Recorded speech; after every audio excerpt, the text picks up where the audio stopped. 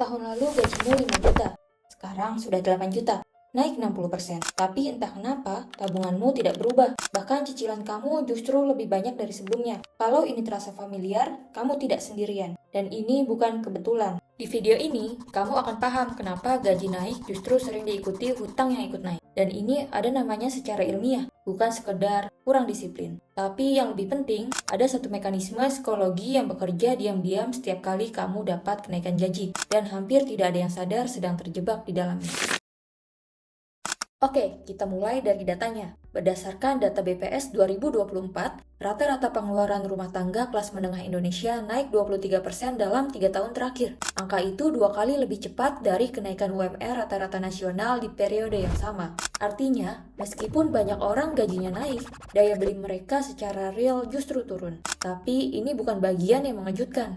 Yang mengejutkan adalah ini. Berdasarkan survei Snapcard 2024 terhadap lebih dari 2.000 responden kelas menengah Indonesia, 68% dari mereka yang mengalami kenaikan gaji signifikan dalam 2 tahun terakhir justru melaporkan total cicilan bulanan mereka ikut naik dalam 6 bulan setelah kenaikan gaji itu terjadi. Bukan karena kebutuhan darurat, bukan karena biaya hidup tiba-tiba melonjak, tapi karena mereka memutuskan secara sadar atau tidak bahwa mereka sekarang layak untuk upgrade sesuatu. Upgrade HP, upgrade kos, upgrade gaya hidup, atau upgrade cicilan mobil. Dan ini yang menarik, tidak ada satupun dari keputusan itu yang terasa salah di momen pengambilan keputusan. Semuanya terasa masuk akal, terasa logis, seperti reward yang memang sudah pantas kamu dapat. Tapi, 6 bulan kemudian, cicilan sudah memakan porsi yang lebih besar dari gaji yang lebih besar itu. Dan kamu kembali ke titik yang sama, gaji habis sebelum tanggal. Selama ini kita semua mengira ini masalah disiplin, bahwa kalau gajimu naik tapi utang tetap banyak, berarti kamu tidak cukup kuat menahan diri.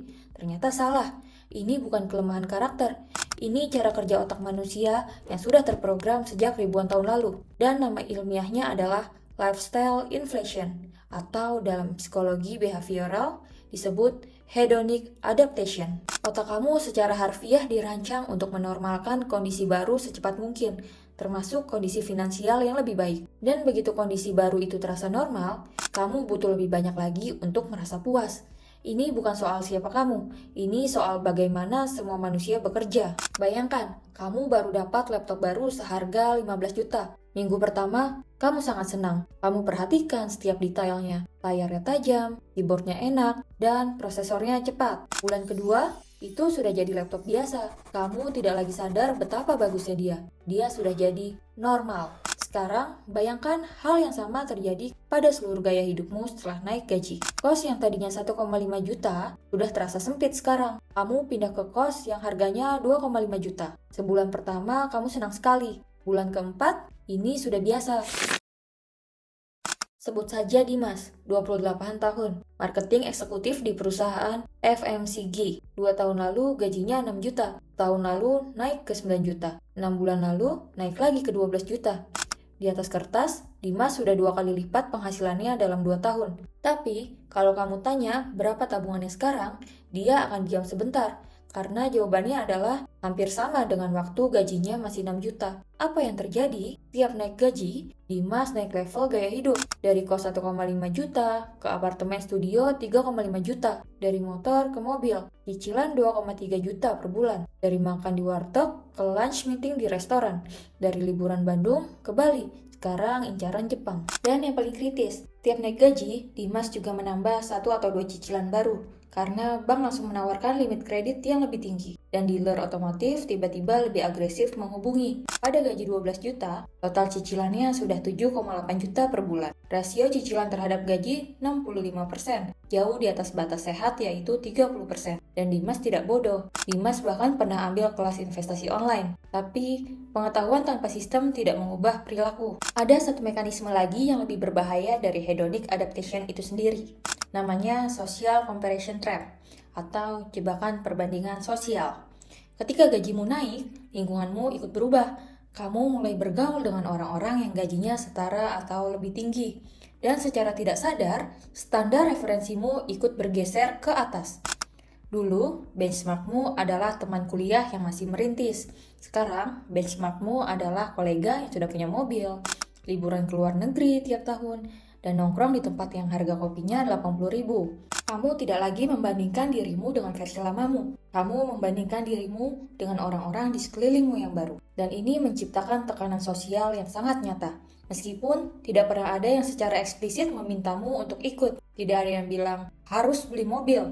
Tapi kalau 7 dari 10 orang di lingkungan barumu punya mobil, secara psikologis kamu mulai merasa ada yang kurang dari dirimu jika tidak punya. Ini bukan kelemahan, ini evolusi. Otak manusia dirancang untuk memperhatikan dan menyesuaikan diri dengan norma sosial kelompoknya. Karena jutaan tahun lalu, tersingkir dari kelompok berarti mati. Masalahnya, insting purba itu sekarang berjalan di dunia modern yang penuh kredit mudah, BNPL, dan pinjol yang approvalnya hanya 3 menit. Oke, sekarang kita bicara soal apa yang bisa kamu lakukan. Saya tidak akan kasih saran generik, jangan gaya-gayaan, atau harus disiplin. Itu tidak berguna. Yang berguna adalah sistem, karena sistem mengalahkan niat baik setiap saat. Langkah pertama, terapkan gaji lama rule selama 3 bulan pertama.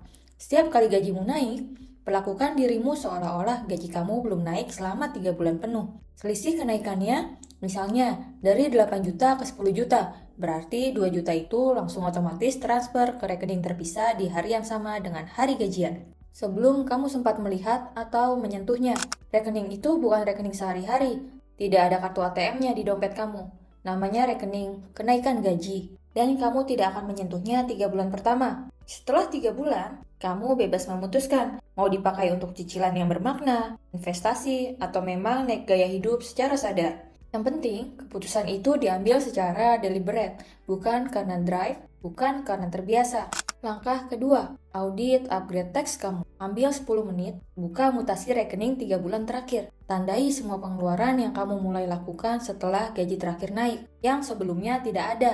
Jumlahkan, angka itu adalah upgrade teks. Biaya yang kamu bayar untuk mempertahankan standar hidup baru kamu. Tidak perlu dihilangkan semua, tapi kamu harus sadar angkanya. Karena kebanyakan orang tidak pernah tahu berapa total yang mereka habiskan untuk maintenance gaya hidup baru mereka. Ketika kamu tahu angkanya, kamu bisa memilih mana yang worth it dan mana yang bisa dikompres. Langkah ketiga, tentukan gaya hidup batas atas sebelum naik gaji berikutnya. Ini yang paling jarang dilakukan, tapi paling berdampak. Sebelum kamu dapat kenaikan gaji berikutnya, tentukan dulu berapa maksimum total cicilan dan biaya hidup tetap yang boleh kamu miliki. Angka itu harus ditetapkan dalam kondisi pikiran yang jernih, bukan dalam euforia habis terima slip gaji baru. Saran umum, total cicilan tidak boleh lebih dari 30% take home pay. Biaya hidup tidak lebih dari 50%, dan sisakan minimal 20% untuk tabungan dan investasi. Ketika kamu sudah punya batas atas itu sebelum naik gaji, kamu punya framework untuk mengevaluasi setiap keputusan upgrade, bukan hanya perasaan,